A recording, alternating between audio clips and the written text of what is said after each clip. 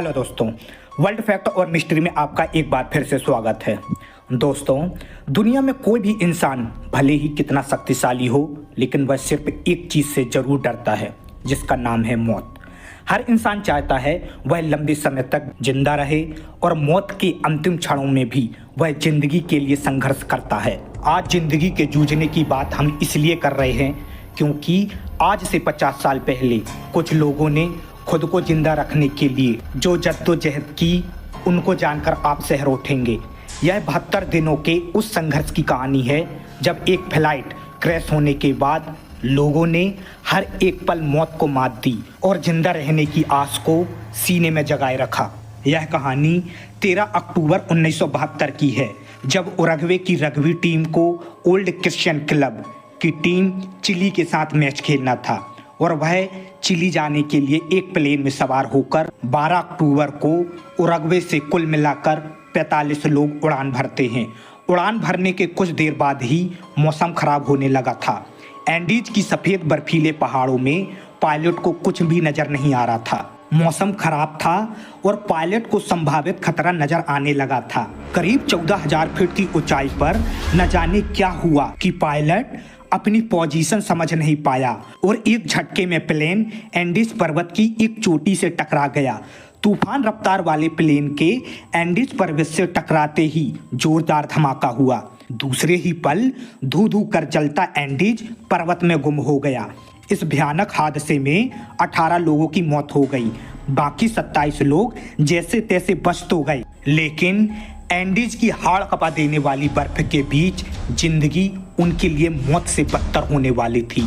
हादसे की जानकारी मिलते ही उरुग्वे की सरकार ने सक्रियता दिखाई और बचाव अभियान शुरू कर दिया, लेकिन प्लेन का रंग सफेद होने के कारण बर्फ से ढके सफेद एंडीज पर उसे ढूंढना घास के ढेर में सुई ढूंढने के बराबर था। लगातार 10 दिन तक असफलता हाथ लगने पर 11वें दिन बचाव अभियान बंद कर दिया गया। सबका मानना था एंडीज के विषम मौसम में बिना खाना और पानी के किसी का भी इतने दिनों तक जिंदा रहना नामुमकिन है। उधर दूसरी तरफ बचे हुए 27 लोगों में से कुछ घायलों की जान चली गई। बाकी बचे लोगों ने अपने पास उपलब्ध भोजन को छोटे छोटे हिस्सों में बांट दिया ताकि वो ज़्यादा दिनों तक चल सके। पानी की कमी को दूर करने के लिए उन्होंने प्लेन में से एक ऐसे मेटल के टुकड़े को निकाला जो धूप में बहुत जल्दी गर्म हो सके। फिर उस पर बर्फ रखकर उसे पिघलाकर पानी इकट्ठा करने लगे। इससे उनकी पानी की समस्या तो हल हो गई, पर कुछ ही दिनों में भोजन समाप्त हो गया। उन लोगों ने सीट के ऊपर लेदर के कवर को खाना शुरू कर दिया, लेकिन इसको खाने के बाद वह बीमार पड़ने लगे और मरने लगे। 29 अक्टूबर को उसी पहाड़ी में एक बर्फीला तूफान आता है जिसमें 8 लोगों की और मौत हो जाती है। अब सिर्फ 19 लोग ही बचे थे और बर्फ चारों तरफ थी। यहाँ पर मरने वालों की लाश खराब नहीं हुई क्योंकि माइनस तापमान होने के कारण वह जम चुकी थी।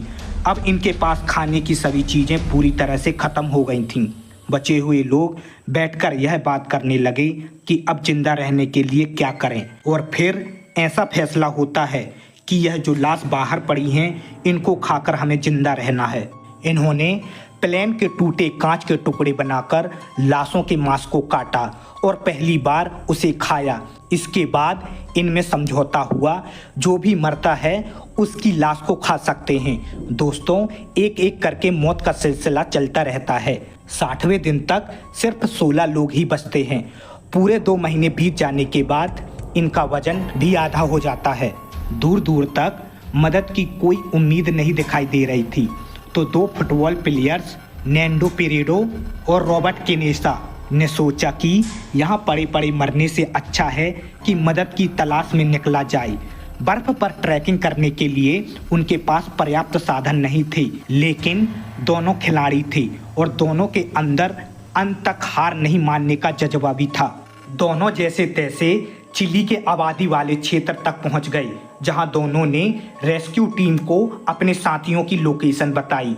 हादसे के 72 दिनों बाद भी 16 लोगों को बचाना किसी चमत्कार से कम नहीं माना जा रहा था। पेरेडो ने इस पूरे हादसे और अपने संघर्ष को एक किताब की शक्ल भी दी है।